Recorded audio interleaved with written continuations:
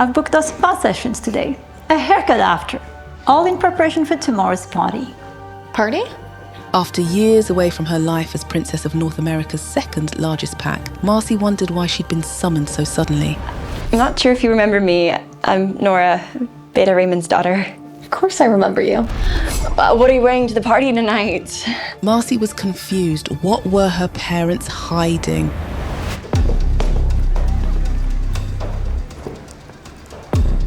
I'm gonna go to the bathroom, Nora. I'll come with you. No, it's okay. I'll be right back. After a childhood in this gilded cage, Marcy was already plotting an escape mission back to Europe. In an instant, Marcy's wolf knew. My mate. Upon turning 21 4 months ago, Marcy started to lose hope that her mate existed. Now she was his, and she wanted him to take her V card. I'm Marcy. George. And you're part of the Red Moon Pack? My father's Alpha Edward. I'm a nobody. I was just cleaning the training grounds. I'm an Omega. Marcy was horrified. The moon goddess mated her with an Omega, the lowest of all pack members. I'm so sorry, but I reject you.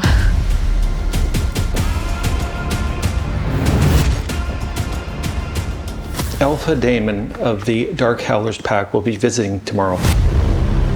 They'll be here in time for lunch.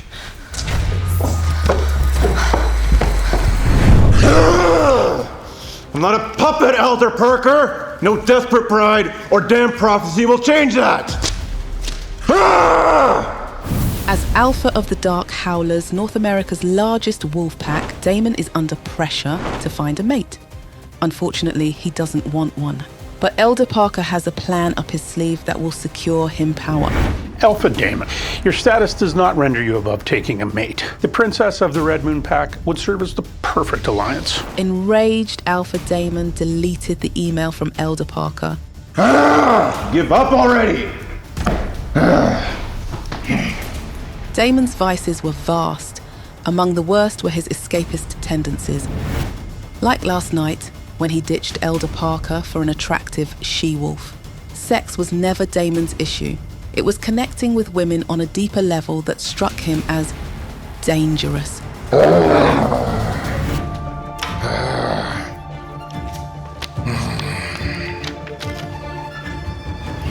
But his refusal to take a mate was now creating problems for more than just him. Do you really have to go? You know I do, baby. Beta's work is never done. Caden was beta of the pack, so his desires came second to Damon's needs. And what Damon needed today was a reality check. Be good for me while I'm gone. Yeah? Only if you make it up to me later. Oh, I plan to.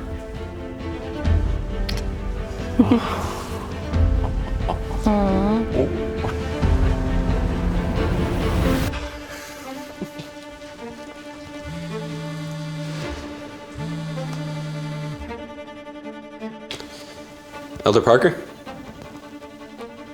He said what? I'll talk to him. Caden knew better than anyone why Damon didn't want a mate. They grew up together, studying, training, learning the werewolf legacy. But everything changed when Damon's parents died in an ambush. At just 17 years old, Damon might have been the best warrior in his age group, but he wasn't prepared to lead the Dark Howlers pack. Elders pressured Damon to hand over his power. Alphas from other packs strove to take Damon's territory. While Caden and other Werteens found mates, Damon was focused on the prosperity of the Dark Howlers. He rejected hundreds of she-wolves who threw themselves at him for a chance to be the new pack Luna. In his mind, potential mates were all just power-hungry opportunists who couldn't be trusted. Impossible as it seemed, Caden now had to convince Damon to let in a mate. The question was, how? Come in. Why'd you shut down the mind link? I didn't! I only shut you out. Oh, so I wouldn't hear about how you ditched Elder Parker. Damon, he called. You can't just dodge duty to go chasing tail. This Marcy, what's-her-name, could be the one. After hundreds of duds, it's doubtful. Look, I know the elders have been on your ass lately, but seeing her is the only way to appease them. And maybe it's a chance. If not, to hook up with a sexy, black-haired she-wolf. Sexy? Please. She's a virgin. According to her father, but fathers lie all the time to marry off their daughters, especially alphas. All I'm saying is if you don't want to make this trip about wooing Marcy, make it about the recon. Right? Make it a cover. Who knows, you might get some important intel at the pack house. Huh? 4-day trip, just for a chick. With a recon. Fine, but you're coming with. Okay. Tell Maya to start packing. Goddess knows she'll take forever. I'll tell her right now. Cool. Whenever Damon was in a bind, he retreated into his wolf. It first spoke the night his parents died. Sorry, kid. Reluctantly, Alpha Damon recovered the deleted email from Elder Parker. Just one mission, kid. In and out. See you soon, Marcy Redmayne. Will Marcy's family find out about George? Will she hit it off with Alpha Damon? Or are they both destined for a match made in hell? Early morning had arrived when Alpha Edward called Marcy into his study. Other than her father, Luna Layla, James, aka the brother, Beta Raymond, and Nora joined them. Based on this lineup, Marcy knew something important loomed. Panic swelled within her. Did they hear about her rejecting George? Marcy told herself to calm down. Being rejected brought great shame, so George probably didn't share that with anyone, and she kept her lips sealed. Or did someone see them kissing in the garden? Even if that happened, kissing didn't seem a big deal. Marcy already spun a story in her head about how it resulted from a dare or a bet. Sit, Marcy, Alpha Edward commanded. As she sat on the chair, he announced, Alpha Damon of the Dark Howlers pack comes to visit us tomorrow. He will arrive in time for lunch. Marcy didn't understand why that required her presence, or why it sounded so official. It seemed just a guest, an alpha. He would join them for lunch and maybe dinner and spend the day with her father. The Dark Howlers pack stands as the largest pack in North America, Luna Layla chimed in while looking at Marcy meaningfully. Marcy nodded in acknowledgement. She knew this. Marcy spent the last 10 years in Europe, but she remained aware of the major events among packs. Alpha Damon made quite a reputation for himself as a fierce warrior, undefeated among alphas.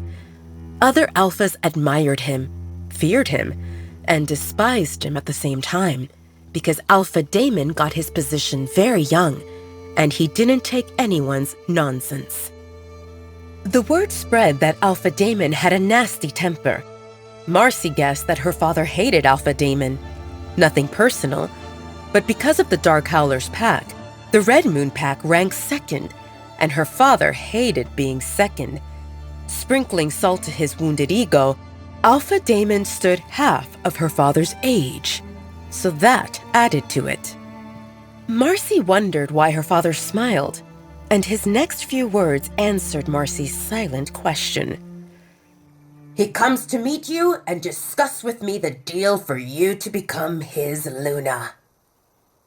Marcy's world stopped. Deal to become his Luna? Luna? Like marriage Luna? And then everything fell into place.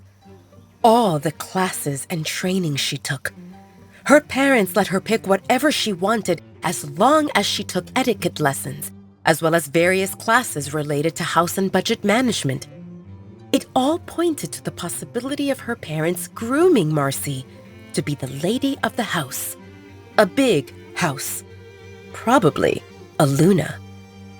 Marcy understood that her parents worked on this for some time, maybe from the day she was born. When Marcy returned, the first thing her father asked was if she was mated, probably to eliminate any potential problems. Marcy shook her head inwardly while thinking how good it seemed she didn't tell anyone about George, and she hoped that he kept his mouth shut about them being mates, because if that had reached her parents' ears, George would face trouble. Marcy looked at her parents. From the beginning, they prepared her for this. and she knew that the probability of an arranged marriage loomed high. However, Marcy hoped that it would involve more of them meeting and getting to know each other before they discussed marriage, and not this business transaction. Marcy glanced at Nora and wondered if Nora knew about this in advance. Did it matter? It wouldn't change anything. Luna Layla smiled excitedly. What do you say, Marcy? Marcy grit her teeth. What kind of a stupid question was that? Did she have a choice to oppose? I am still taking in this information, Marcy responded ambiguously. Alpha Edward spoke up. You have until tomorrow afternoon to take it in and adjust your attitude. Marcy noticed his expression darken. A lot of things depend on this marriage, so you better leave a good impression. Marcy responded with a tight smile. How could she forget that her father did everything for his own gain? He probably saw Alpha Damon as a youngster that he could easily manipulate. It would be stupid to think that this was ever about Marcy. Yes, Father, was the only thing Marcy could say. If you excuse me. Luna Layla gave eye signals to Nora to follow after Marcy. From the day Marcy returned, Nora's job was to ensure Marcy didn't do anything stupid. This crucial time for Marcy required her to accept her reality and stay composed. That's what they raised her for. Marcy's mind spun after receiving the news that she would meet Alpha Damon, the alpha of the notorious Dark Howlers pack, and her future husband, the next day. She hadn't yet recovered from finding and rejecting her mate, and now she needed to think about another man. This wasn't just any man. Alpha Damon carried a grim reputation on the battlefield and an even worse reputation with women. Seeking solitude to think, Marcy went to her room. To her horror, Nora followed 2 steps behind, cooing about how this turned out to be the best thing ever. Marcy felt exasperated when Nora entered her room. What do you know about Alpha Damon? Marcy asked irritably. Nora whipped out her phone. Very handsome. Someone took this photo 2 months ago when he visited the Silverburn Pack. I have a friend there, so we exchanged hottie-related information, and Damon qualifies as a hottie. I can't believe he's coming here. Marcy looked at the photo Nora showed her. She had to admit, he looked handsome. I guess with you marrying him, I'll have the hottest info on him. Nora grinned at Marcy. You'll be okay with me reporting things to my friends about your hot husband, right? Damon being married won't make him any less handsome, and we're only talking and looking, not touching. Marcy let out an exasperated sigh. Take as many photos as you want. It's not like I own the guy. This all came from my father for the benefit of the pack. No one asked how I feel about this. Nora cocked an eyebrow at Marcy. How do your feelings change the fact that you're set to marry the hottest werewolf in North America? He has looks, money, and thousands of warriors at his disposal. I can only imagine how lavish his mansion must be. His territory stretches larger than ours and has forests, lakes, and mountains as far as your eyes can reach. It will all be yours. What about his womanizing? Marcy raised an eyebrow. Nora rolled her eyes as if Marcy asked something silly. Hello? Damon leads as the alpha of the largest pack in North America. He never lost a challenge, and he's young, handsome, and single. Do you expect him to be a monk?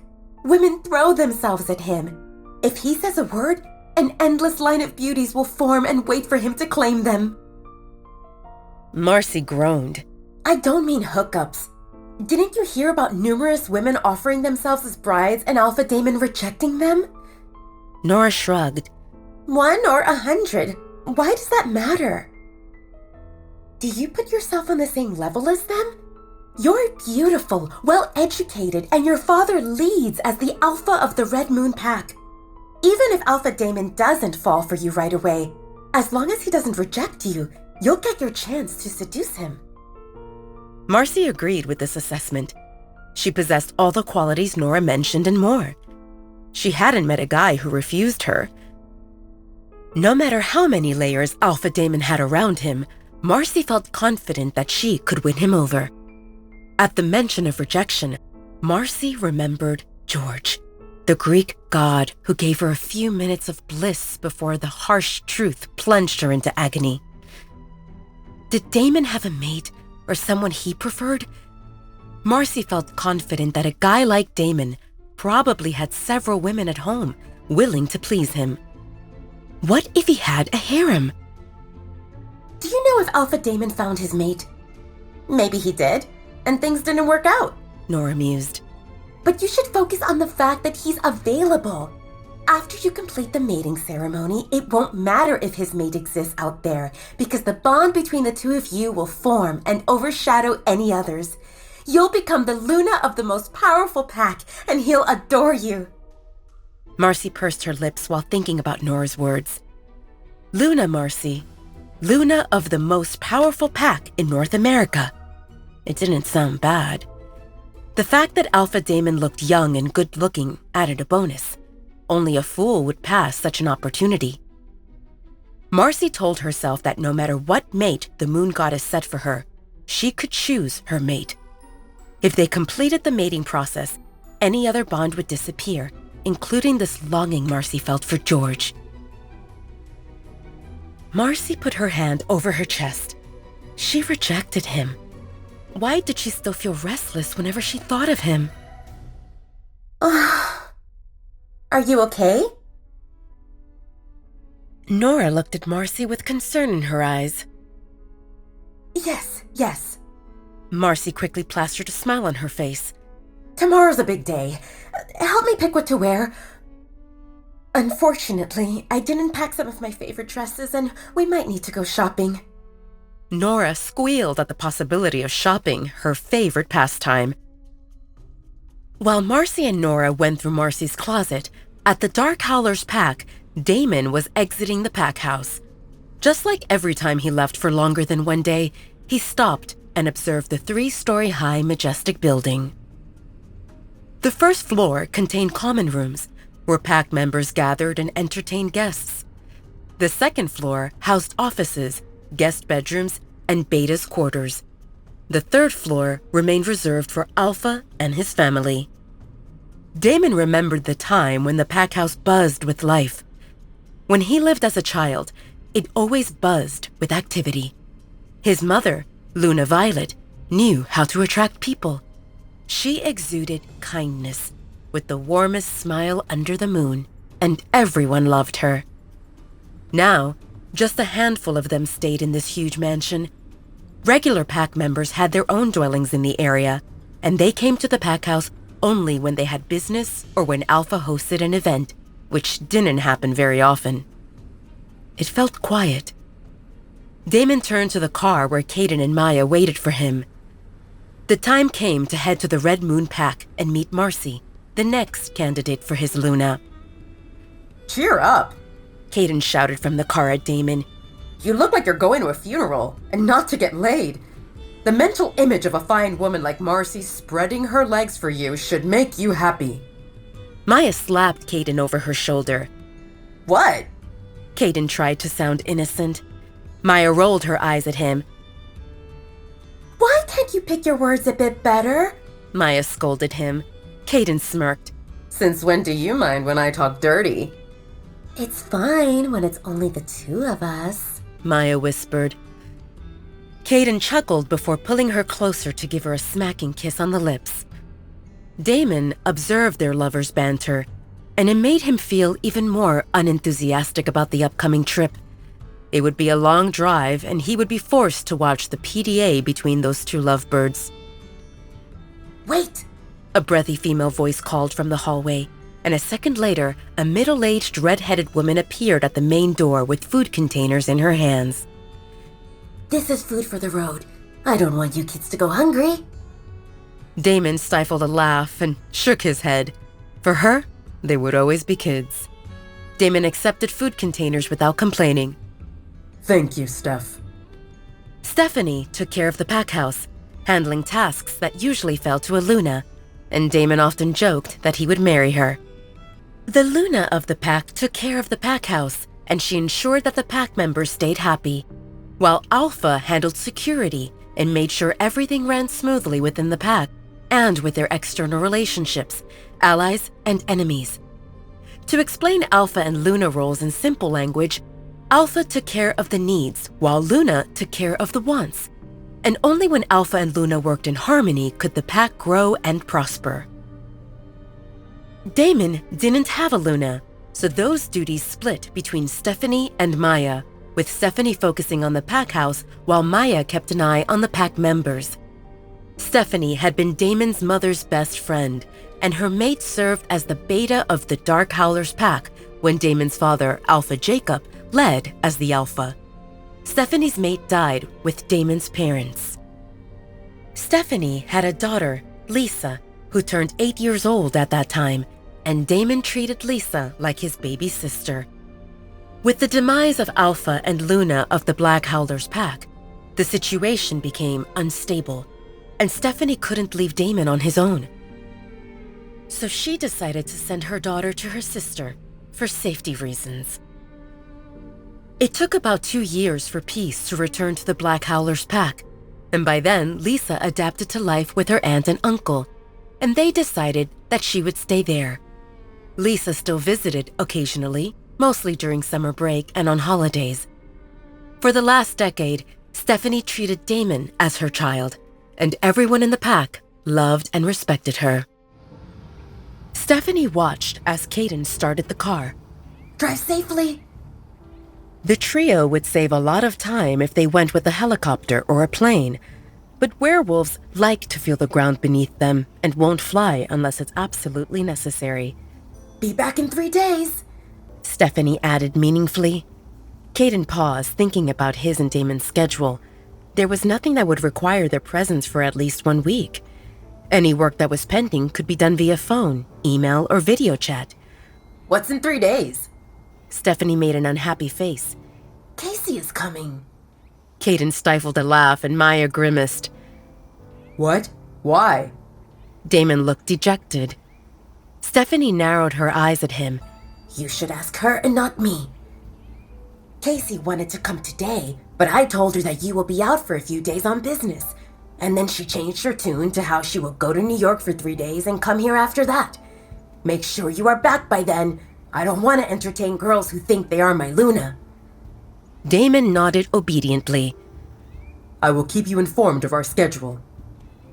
Before Stephanie could say anything more, Damon slipped in the backseat of the car and mind-linked Caden.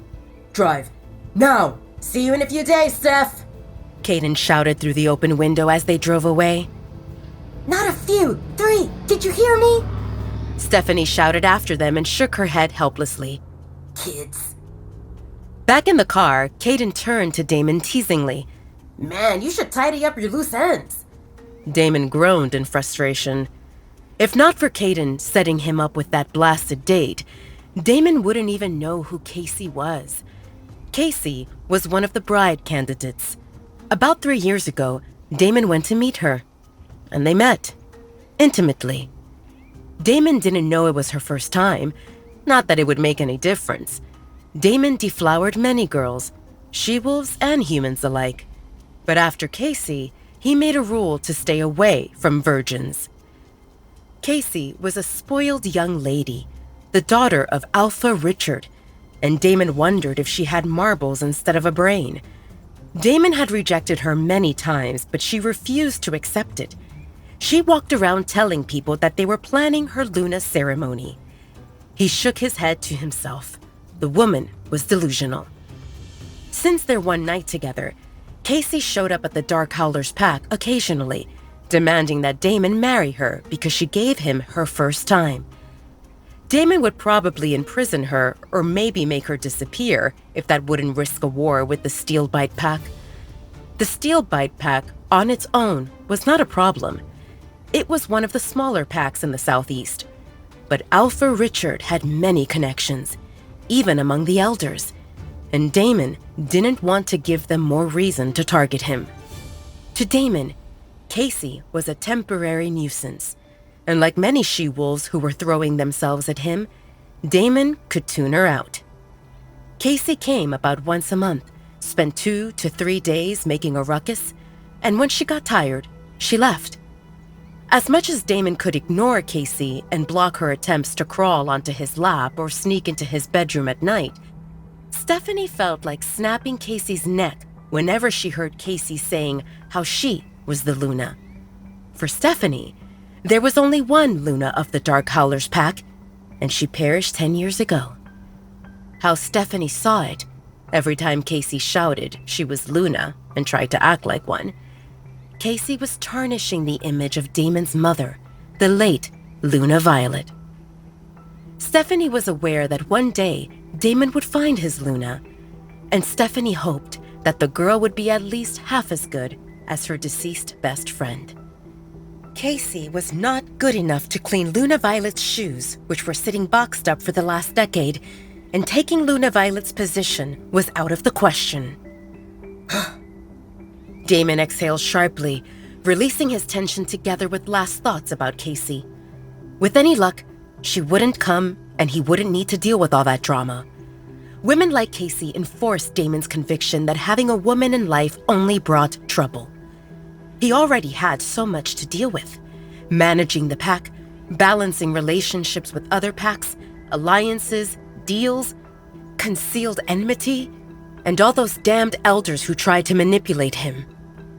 Other than his mother and Stephanie, and maybe Maya, Damon didn't see any woman who could handle her own burden. That's why he didn't want a woman in his life. His hands were already full. If he needed to deal with whiny, pacifying women, he would go crazy. How Damon saw it, one-night stands offered perfection, and plenty of women wouldn't ask for more from a handsome stranger, especially she-wolves who had high libidos. Whenever he had time, Damon went outside his pack borders, into areas where no one knew him. He found a woman, they had fun, and by morning he could go back to his duties without any strings attached. A clean break after an enjoyable night. Did that ask for too much? Unfortunately, Damon lived as something of a celebrity, and those few women with whom he spent more than one night started building expectations. He didn't want to deal with their tantrums, so he bailed. Damon's handsome eyebrow arched when he saw the caller ID. Jade. Ah, another of his exes, aka bride candidates. But this one hadn't called him in more than a year, so he decided to see what she wanted. Yes? Hi, Alpha Damon. Can we talk? Damon hummed in confirmation. This embodied what he liked about Jade. She didn't beat around the bush, and she didn't play games. Damon remembered when he met Jade for a date about 2 years ago. Jade told him that she worked in modeling, and she had no plans to abandon her career, but she didn't oppose one night of fun. We're already on a date. Why not enjoy it all the way? She winked at him, and Damon agreed. In the morning, there were no hugs, no kisses, and no empty promises. Jade just left, which earned her a big brownie point in Damon's books, and that explained why he didn't block her number. Now it seemed that she had something on her mind. Tell me, Damon said. I know you're still single, and that elders are pressuring you to get married more than ever, right? Damon frowned and said sternly, Get to the point, Jade. Jade heard the alpha tone in Damon's voice, and she felt aroused. She couldn't help it. Every she-wolf reacted to a powerful male. It was in their genes.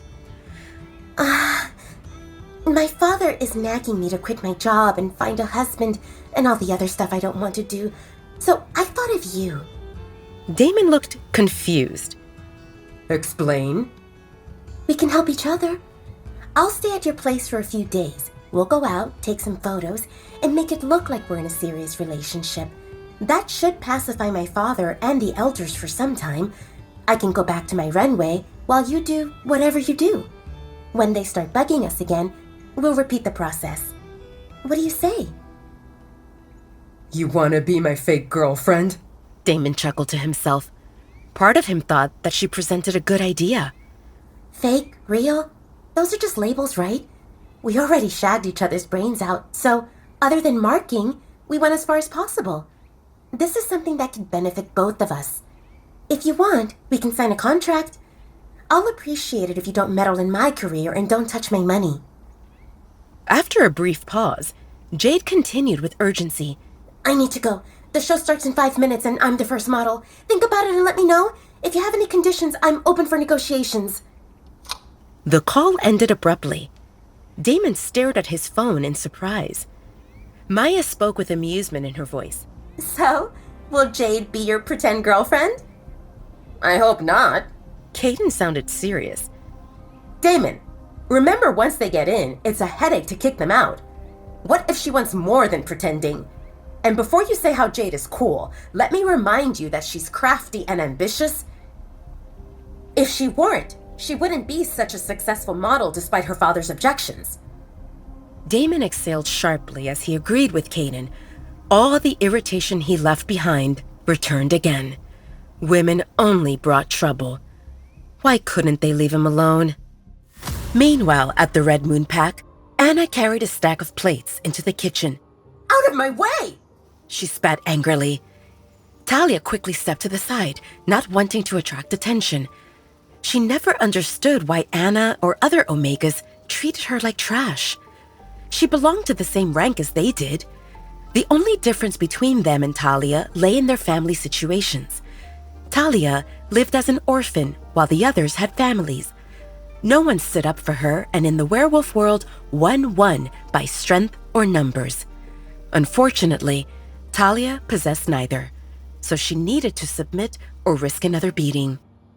Talia read in a book that a good Luna should advocate for kindness and help the less fortunate, but Luna Layla didn't fit that description. Beyond worrying about herself, Luna Layla cared only about the flashy image of the Red Moon Pack. Talia huddled in the corner behind a big ficus and observed the commotion. The whole pack house buzzed with activity, and she overheard Omegas talking about an important guest coming for lunch. She muttered to herself, Probably an alpha. The pack house was a big mansion and served as home for the alpha, the beta, and their families. Guests also stayed there. Other pack members owned dwellings in the area, with size and proximity to the pack house reflecting the owner's standing within the pack. Talia lived as the sole exception. She was a nobody, residing in the pack house's attic. No one knew Talia existed as long as she completed her chores and stayed out of everyone's way. On a normal day, Talia thought of herself as a house mouse living within the walls without anyone noticing. Talia enjoyed when they hosted important guests because it meant plenty of food to go around, like during their party 2 days ago. That party amazed her. Talia listened to the music from the window she cracked open while munching on a full plate of various snacks she sneaked from the kitchen. The only bad thing occurred when the guest of honor, Princess Marcy, as other Omegas called her, bumped into Talia after she returned the empty plate. Luckily, Marcy didn't raise a fuss and even apologized. Talia felt confident that Marcy embodied a good person. When Talia cleaned Marcy's bathroom during one of Marcy's spa outings, she observed an array of beauty products she wouldn't even know how to use. Marcy's closet brimmed with fancy outfits, which confirmed to Talia that Marcy truly lived as a princess. Talia used the less-used passages to reach her room in the attic. The things inside looked old and dingy, but she kept it clean, and most of the time, no one bothered her. She smiled at the sight of 2 apples and a dinner roll on the napkin next to the futon where she slept. Normally, Talia stayed in her room during the day. At night, she completed her chores and used that opportunity to shower in a bathroom attached to one of the unused guest bedrooms. When everyone slept, Talia snuck into the kitchen to find food. Talia saw today as a good day. With an important alpha coming, a feast would definitely occur, which meant more leftovers. She lay on the futon riddled with holes and stared at the ceiling while munching on an apple. Talia liked to think of herself as a captured princess waiting for her prince to rescue her. But she knew she lived as no princess, and no prince existed for her. The previous Alpha brought Talia to the Red Moon Pack when she was a toddler. She heard rumors that the Alpha embodied kindness and power, but unfortunately, soon after Talia's arrival, he died, and his son Edward inherited his position. Alpha Edward eagerly proved himself, and in the werewolf world, that meant demonstrating strength and strategy. His strategy focused on warriors and military power, neglecting everything else. Of course, Alpha Edward's perfect image mattered, so Luna Layla took charge of making the pack house look glamorous and organizing parties. They sent their daughter Marcy to Europe to attend prestigious boarding schools in her early teens, and their son James busied himself with tutors even before he could walk properly. Between all that activity, Talia believed Alpha Edward and Luna Layla forgot about her existence. Talia turned 7 or 8 years old when Alpha Edward repurposed common rooms for additional training areas, and at that point, Talia lost her bedroom. Where should I go? Talia remembered asking while the people took the furniture out of her room. The woman paused. The attic isn't used? And there she ended up, in the attic. That happened more than a decade ago. Since then, Talia lived low-key, with Alpha and Luna not acknowledging her existence. They didn't ignore her on purpose. Talia simply embodied a quiet, inconspicuous girl with the talent for diminishing her presence. Talia came to the Red Moon Pack as a child and never went through the ceremony of joining the pack, so she lacked the mind link. That explained one of the reasons why Alpha Edward didn't know about her. But Omegas knew. They tended to bully Talia for the smallest mistakes, and over the years, Talia learned to keep to herself and avoid them effectively. She cleaned the bathrooms and emptied the trash in the pack house without anyone noticing. Talia shifted and groaned when a hard corner hit her lower back. She reached for the book that caused her pain. That would leave a bruise. Talia lived with the werewolves, but amounted to no more than a human. If not for her wolf speaking to her, Talia would have believed she truly lived as a human. Unfortunately, Talia heard her wolf for the last time about 4 years ago. You're too weak to shift. Talia's wolf spoke into her head. If you force it, it might kill you. Talia didn't feel her wolf since then and remained unsure if her wolf slept or if she vanished forever. Without her wolf, Talia lacked speed, strength, or enhanced senses, and her healing ability worked super slowly. On top of that, Talia suffered from malnourishment and stood much smaller than an average werewolf, making her look like a 15 or 16-year-old skinny girl instead of 19. Talia looked at the book in her hand and observed the illustration of a princess smiling and running with her prince. A castle stood in the background as they held hands and looked happy. Talia's eyes always wandered to the princess's shiny shoes. The book told the story of Cinderella, a poor girl abused by her stepmother and stepsisters. She then met a fairy godmother who magicked a fancy dress and shiny shoes so Cinderella could go to the ball, meet her prince, and live happily ever after. What nonsense, Talia thought. The story contains rubbish. One's fortune can't depend on a pair of shoes.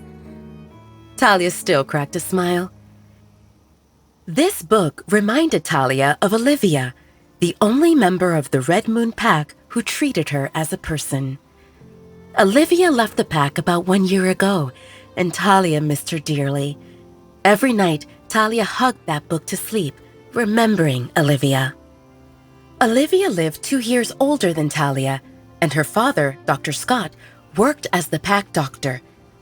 Olivia would sneakily come to the attic and help Talia tend to her cuts and bruises. Olivia didn't dare to help Talia openly when others bullied her, but Talia never blamed her for it.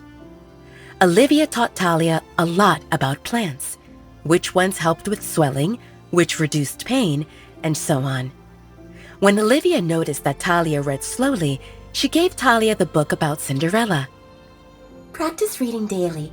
This book will remind you that magic exists and dreams can come true. Talia thought it sounded silly, but felt touched by the gesture and accepted the book. Last year, Olivia went away for a few weeks, and when she returned, she came to say her goodbyes. Where are you going? Talia never thought about leaving the pack, not because she lacked courage, but because she had no idea where she would go. Her knowledge about the world outside of the Red Moon Pack remained extremely limited, making her feel like a frog in a sealed well that couldn't even see the sky above. Olivia smiled dreamily. I met my mate. I'm going to live with him. Larry waits for me at my house. I used the chance of Larry talking to my dad to come here and say goodbye. Talia hugged Olivia and wished her all the best. Talia felt happy for her friend, even though she knew she would feel lonely. Olivia found her prince and headed toward her happily ever after. And Talia held her tears until after Olivia left. Talia placed her hand on the book about Cinderella and dozed off.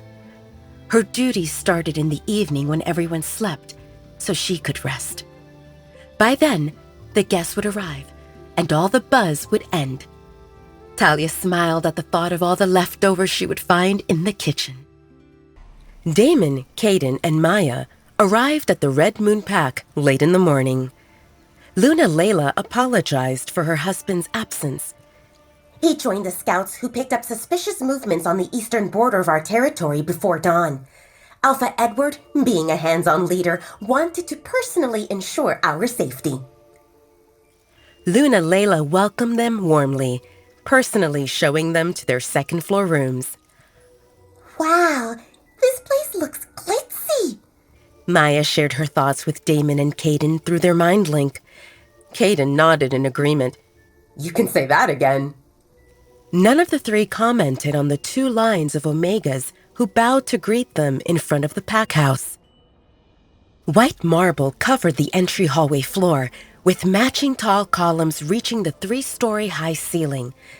The marble staircase curved elegantly upward, looking pure and flawless, perfectly complemented by golden rails and opulent crystal chandeliers that appeared to come from a fancy castle. How many homes could one build with all this money if they toned down the luxury? Damon grumbled through the mind link. In the Red Moon Pack, only mated couples get a dwelling. Highly ranked warriors get a single home, while others get apartments. Caden reminded Damon, who usually didn't care about the internal workings of other packs. Everyone else above 12 years old lives in common buildings where 6 to 8 people share a room. Maya frowned at this thought. In the Dark Howlers Pack, they had common buildings, but most pack members lived in single homes. Community buildings served teens who wanted to experience life away from parents, the elderly who desired their space while staying close to people their age, and for emergency situations, such as when someone's home caught fire, or for refugees until they found permanent housing. Damon continued his father's practice of treating everyone with equal importance, regardless of their occupation or gender. Omegas received the same privileges as warriors and doctors. After all, each member played an important role in the pack and deserved dignity. Giving preference to someone compared to others created an atmosphere where members inclined to choose an occupation, disregarding their interests only because of the benefits it brought. It easily led to inequality and the creation of social classes. Jealousy, feelings of superiority, and other negativity could easily take root. The Red Moon Pack became known for its military prowess, but only because Alpha Edward appreciated warriors and gave them better living conditions, which caused most able males to become soldiers. Maya felt the oppressive atmosphere the moment she stepped out of the car. 2 warriors stood stiffly on each side of the main entrance, with distant shouts from training groups. It felt like they arrived at a military compound rather than a pack where families lived. Are you okay? Caden rubbed Maya's shoulders reassuringly. She wondered if she made a face or if Caden noticed her uneasiness because of their mate bond. Maya glanced at Luna Layla before turning to Caden with a smile. Fine. I'm just tired from the trip. Please, freshen up and join us downstairs. Lunch will be served in 1 hour. Food will replenish your energy and you can rest afterward if you wish. Luna Layla encouraged, to which Maya responded with a nod. Will Marcy join us for lunch? Maya stopped before entering the room. The young miss and the reason for their visit hadn't welcomed them at the door. Yes, she's getting ready, Luna Layla said and glanced at Damon. She wants to look her best. Her best, Caden repeated. We look forward to seeing her best. Luna Layla's smile froze. She would have snapped at Caden for making such an ambiguous remark. Why did he, a beta, want to see her daughter? But Alpha Damon stood right there with his icy stern expression that made her shrink. So she plastered a smile on her face and endured it. Damon entered his room and locked the door before heading to the bathroom.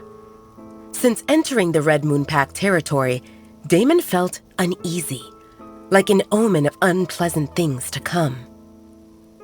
He wanted to shower and relax a bit because traveling with the constantly flirting or playfully bickering Caden and Maya exhausted him. Based on Luna Layla's overly enthusiastic welcome, Damon sensed his mood would only worsen. Damon had met several dozen she-wolves who tried to become his Luna, but this marked his first overnight stay in a pack house.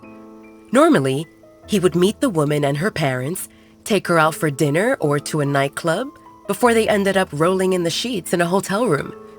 Compared to that, this seemed more like a meet the in-laws scenario, where he needed to stay for a few days and return home with a wife. That wouldn't happen. He wanted to talk to Alpha Edward and get to the bottom of what he wanted, other than Damon marrying Marcy. Some other expectations must have been attached to it. But unfortunately, Alpha Edward didn't join them for lunch, so that had to wait. Damon, Caden, and Maya ate in the lavish dining room that matched the rest of the villa, accompanied by Luna Layla, Marcy, and Nora. Marcy and Nora already sat at the table when Damon, Caden, and Maya arrived. They briefly shook hands while exchanging pleasantries. Alpha Edward and Beta Raymond remained absent, busy with scouts, and Luna Layla promised they would return soon and definitely join them for dinner. She also apologized for her son's absence, saying he exercised with warriors to build a strong character.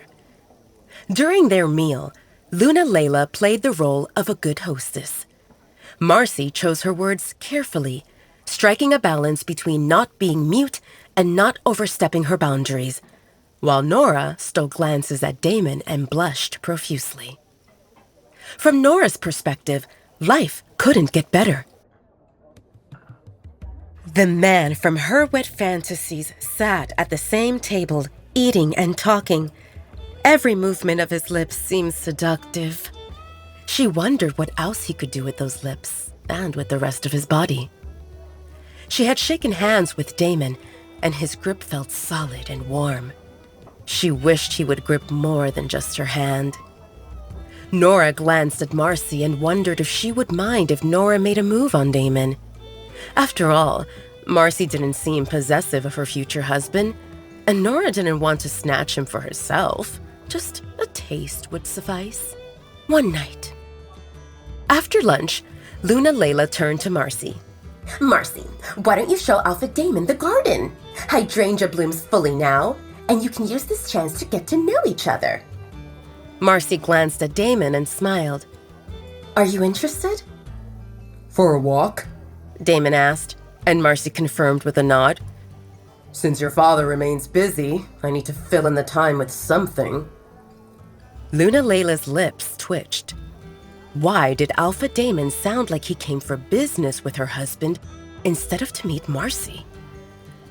I'm going for a walk, Damon told Caden and Maya through the mind link. Caden smirked. Have fun. We will do our part, Maya assured Damon. Caden and Maya had a task to investigate the Red Moon Pack and see if they could find anything Damon could use. Ideally, they would find dirt on Marcy, so Damon could label her as unworthy without making things up, and any negative information on Alpha Edward would serve as a bonus. In the garden, Damon and Marcy walked together. He observed Marcy with a raised eyebrow. You seem uneasy. Marcy glanced around, hoping she wouldn't see George. Or maybe she wished to see him. But she couldn't admit that to Damon because she would need to explain why George mattered, and that might complicate things. Other than Damon's icy demeanor, Marcy thought he looked good-looking and powerful. With his status, he had the right to be prideful. She didn't know Damon, but what she saw so far impressed her. I would like for us to talk in private, and here we can be overheard. Damon paused. He planned to delve deep into Marcy's character, but he didn't expect her to take the initiative less than an hour after they met. How about my room? Damon smirked when Marcy nodded in agreement. Hey, I'm Marcy, if you're wondering what happens next. Download the Pocket FM app now and listen to the exciting episodes of The Alpha's Bride.